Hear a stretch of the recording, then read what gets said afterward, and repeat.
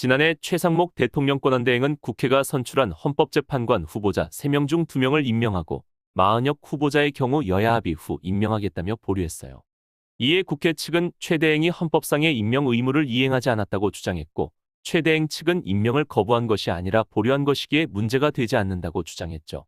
이에 헌법재판소는 권한쟁의 및 헌법소원 심판 결과를 선고할 예정이었으나 선고를 연기하고 변론을 제기하기로 했어요.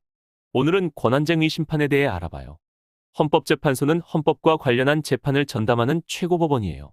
법원과 함께 사법부를 구성하는 양대 헌법기관으로 법률의 위헌 여부를 가리거나 정당예산 심판, 권한쟁의 심판, 헌법소원 심판 등을 담당해요. 최근 전 국민의 관심을 받고 있는 탄핵 심판 역시 헌법재판소가 담당하죠. 권한쟁의 심판은 쉽게 말해 국가기관 사이의 업무와 권한을 놓고 어디까지가 어느 기관의 책임과 권한인지 여부를 다투는 소송이에요.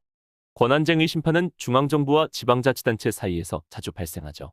또한 어떤 기관이 해야 할 일을 하지 않는 부작위 역시 권한쟁의 심판의 대상이에요.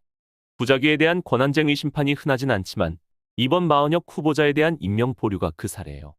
헌법에 따르면 헌법재판소의 재판관 중 3인은 국회에서 선출하는 자를, 3인은 대법원장이 지명하는 자를 대통령이 임명하고 나머지 3인은 대통령의 임명만 필요한 것으로 되어 있어요.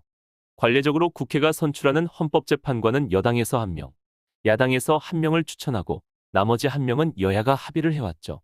그러나 이는 법으로 규정된 것이 아니기에 여야 합의 없이 헌법재판관 후보자가 선출된 경우 과연 대통령 또는 대통령 권한대행 이 여야 합의를 이유로 국회가 추천한 헌법재판관의 임명을 보류할 수 있는지가 문제되었어요.